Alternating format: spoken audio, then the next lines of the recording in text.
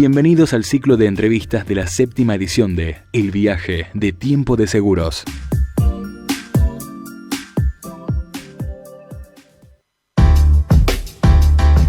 Y continuamos con la serie de entrevistas que tienen que ver con la 7ª edición del Viaje de Tiempo de Seguros. Y hoy nos convoca un tema de actualidad y tiene que ver con un accidente que ocurrió el día 16 de enero en la madrugada, cuando un vehículo se despistó, termina impactando a alta velocidad contra una columna de alumbrado de la ruta por la que circulaba, y en ese accidente fallece el conductor y resultan 5 personas heridas, además, dentro de las cuales había 2 bebés. Por eso convocamos una vez más al ingeniero Fabián Pons, presidente de Ovilam, para charlar acerca de este siniestro y algunas particularidades que tienen que ver con el mismo y algunas dudas que nos queremos sacar. Buen día, Fabián, gracias de nuevo por prestarte a esta charla con Tiempo de Seguros. ¿Qué tal? Buen día, Marcelo, y bueno, seguimos acompañando en la 7ª edición del viaje. Así es, seguimos en esta 7ª edición y nos convoca este tema bien fresquito, lamentablemente fresquito, y creo que lamentablemente reiterado, de gente que pierde el control de un vehículo, termina impactando, gente muerta, herida. Te quiero hacer un par de consultas. ¿Por qué alguien puede perder el control de un vehículo en estas circunstancias? Estamos hablando de la noche, de la madrugada, tal vez o no, alcohol, pero ¿cuáles son el cóctel que vos encontrás más repetidamente cuando hay un accidente de estas características? Este siniestro fue a las 3 de la mañana, el efecto de la nocturnidad, o sea, el hecho de haber estado todo el día despierto y después se acumula la fatiga, la baja de visibilidad. No sabemos si esta persona había tomado o había consumido algún tipo de sustancia, medicamento o lo que sea, pero en general lo que vemos en estos siniestros nocturnos es una asociación de fatiga con falta de visibilidad, adormecimiento. Eso es lo que predomina en estos siniestros. Factores podría haber habido muchísimos, no sabemos si estaban discutiendo adentro del vehículo, no sabemos si hubo algún movimiento, algún esquive por algo que se cruzó, o sea, puede haber 1000 razones por las cuales uno pueda perder el control del vehículo, pero en general estos siniestros, que muchas veces lo raro es que fue con un grupo de gente, lo común es que sean en solitario, por la monotonía, por el adormecimiento, por la acumulación de cansancio que genera que uno se duerma, pierda el control del vehículo y termine chocando o volcando. Y siempre la velocidad, ¿no? O sea, porque el impacto fue una velocidad importante, o sea, denota de que el vehículo circulaba a una velocidad importante. Sí, acá también hay que tener otra cuestión en mente, ¿no? Que es el componente de velocidad, como bien vos decís, y muchas veces nosotros creemos que velocidades como 60 km por hora o 80 km por hora son velocidades inofensivas. Bueno, justamente ayer en nuestros medios publicábamos cómo es el efecto de la velocidad, de la desaceleración que se genera, porque lo que mata no es la velocidad, lo que mata es la desaceleración, y tratamos de explicarlo didácticamente. En este caso el coche chocó contra una columna que estaba amurada al piso, el golpe generó una desaceleración muy brusca, muy repentina.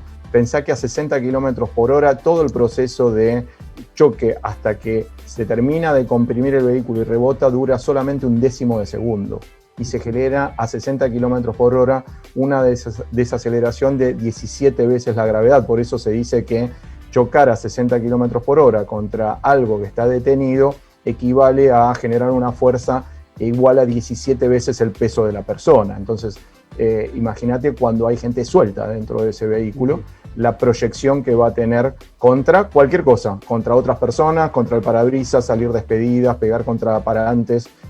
La mecánica de un siniestro no puede ser previsible.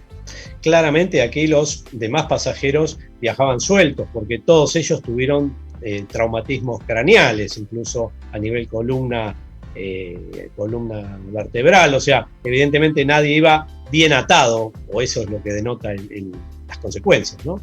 A ver, acá también conviene aclarar ciertas cuestiones. Los autos, según la ley, tienen una capacidad de transporte de gente igual a la cantidad de cinturones de seguridad que tiene el vehículo.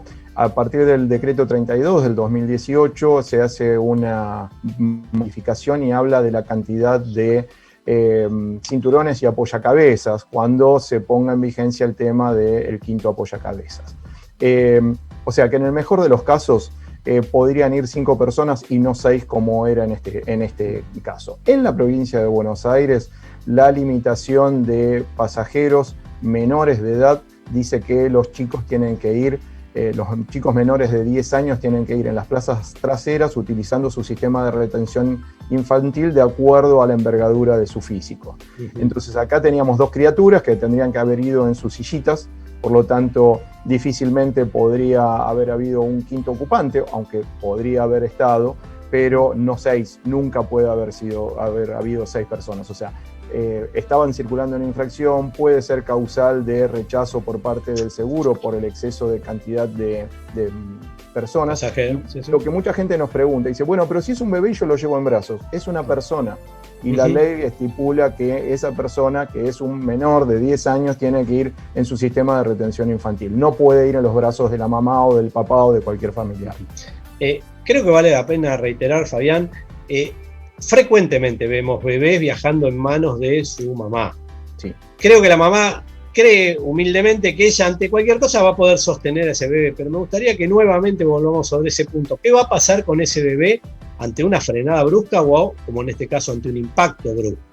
Claro, fíjate que lo que decíamos antes, si el choque hubiese sido a 60 km por hora, que tal vez este choque haya sido más, la madre dice, no, pero yo lo tengo fuerte al nene y lo sostengo. Imagínate que también acá hay ciertas cuestiones, además de la desaceleración que se genera, hay otras componentes más técnicas, más complicadas, no queríamos meternos en temas de pulsos y de todas estas cuestiones, pero a 60 km por hora, el peso del chico, vamos a suponer que es una criaturita de 10 kilos y que la estoy llevando a UPA, porque uno de los chicos tenía 1 año, en el momento del impacto, ese chico va a sufrir una aceleración fruto del impacto por un principio de inercia, vamos a recordar física del secundario, que transforma que ese chico de 10 kilos, la madre lo que tiene que tratar de sostener son 170 kilos. O sea, la fuerza que genera son 170 kilos. Entonces es imposible poder sostenerlo y aparte en forma tan sorpresiva, ¿no?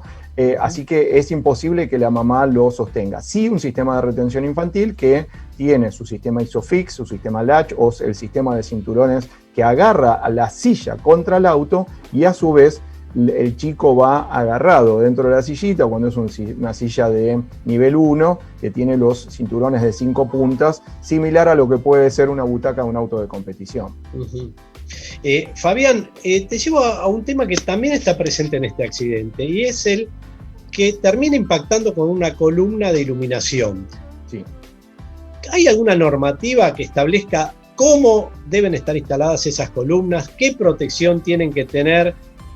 Uno puede poner una columna de iluminación en cualquier cantero divisor, casi pegado a la mano más rápida por la que se circula. ¿Qué marca la ley o la normativa al respecto?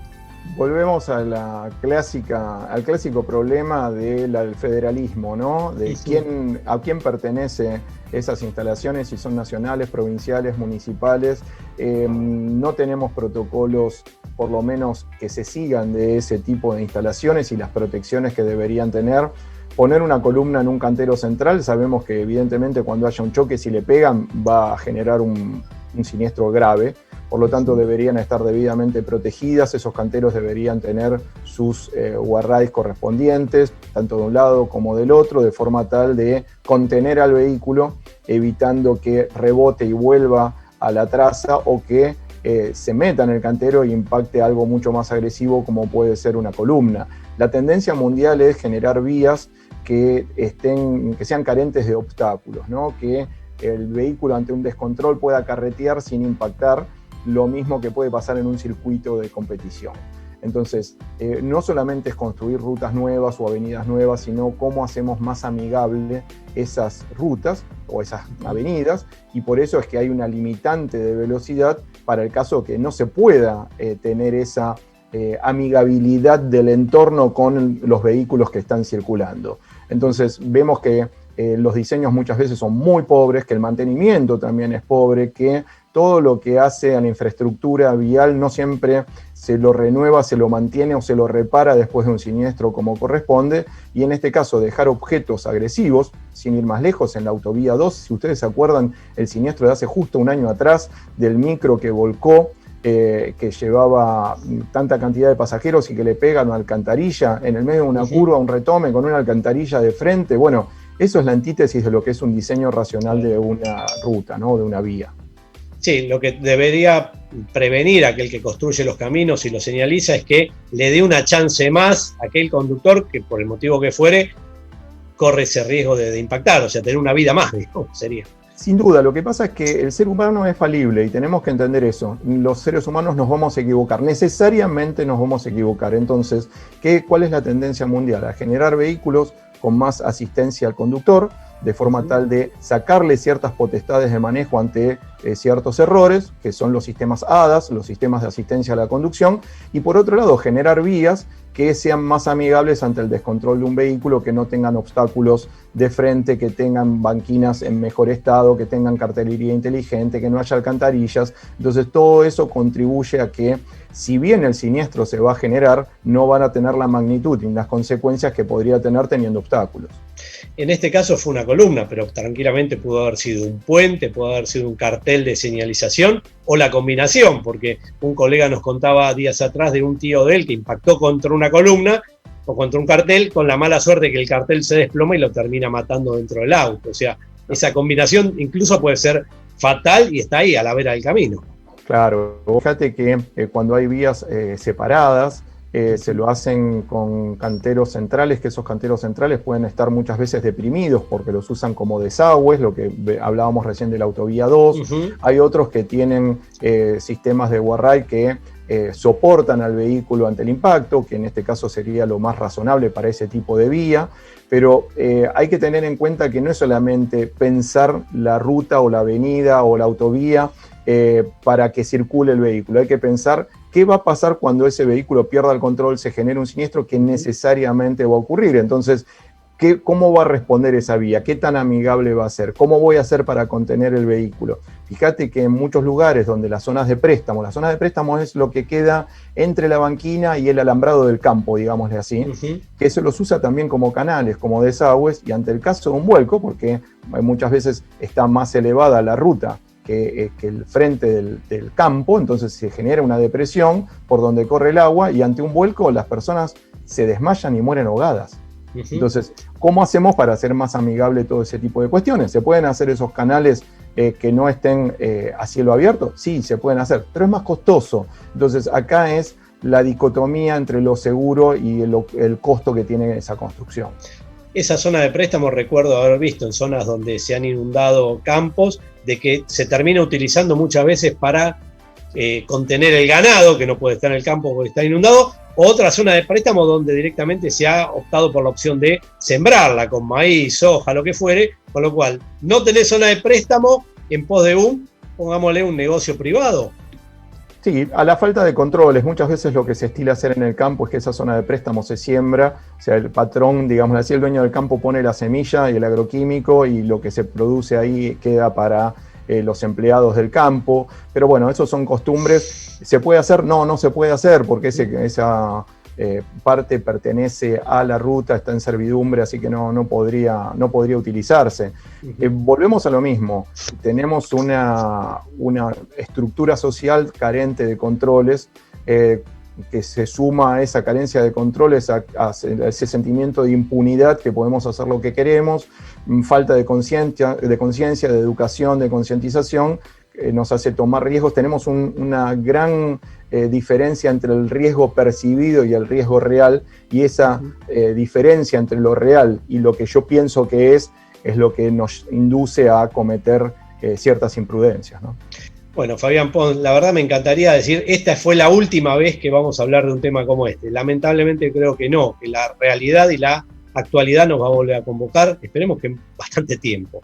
Pero te agradezco el haber participado hoy analizando esta noticia desde el punto de vista técnico de aquel que sabe mucho, como es tu caso, sobre seguridad vial. Bueno, muchísimas gracias, y siempre acá para hablar de todos estos temas. Un abrazo. Gracias de nuevo.